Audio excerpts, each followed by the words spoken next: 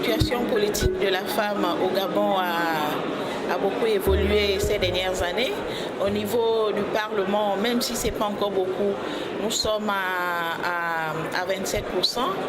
Au niveau du Parlement, nous avons par exemple la présidente du Sénat qui est une femme.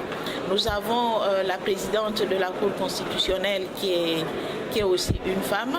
Et au niveau de certaines commissions, commission des affaires étrangères, nous avons la présidente au niveau de la commission des affaires sociales.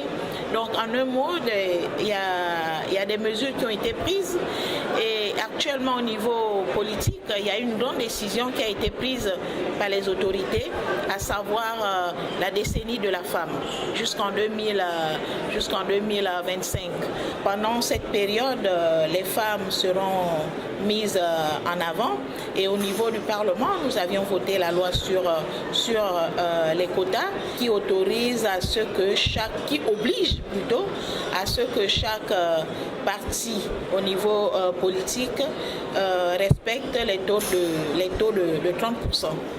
Vraiment, nous sommes en train d'évoluer.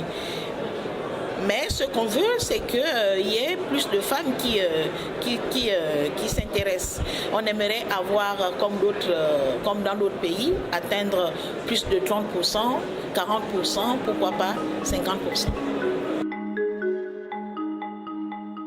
En Afrique, de génération en génération, la femme était pour intervenir au niveau de la cuisine, faire des enfants.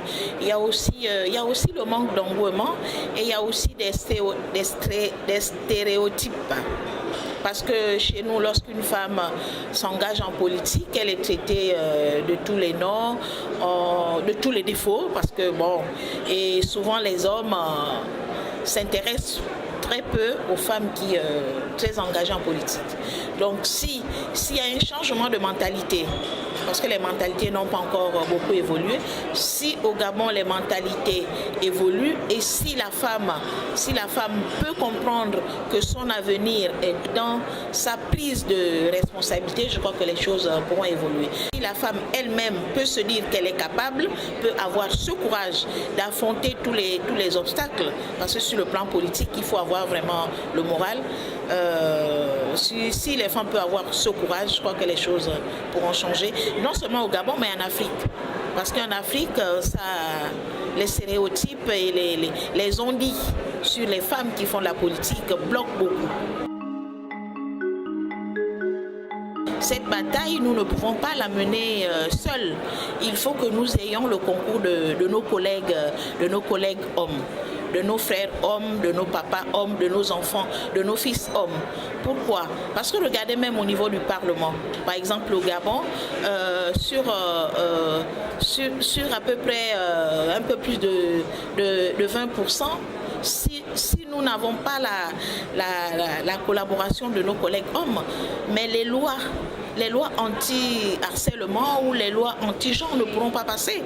Donc ce que les femmes doivent faire, c'est faire le lobby, avoir derrière nous l'accord des hommes pour que la situation change. Et là-dessus, je crois qu'il y a quand même des hommes qui sont disposés. Il y a quand même une évolution, même s'il y a encore des blocages, mais moi je pense que en intégrant les hommes, en faisant des hommes nos partenaires, la situation pourra changer.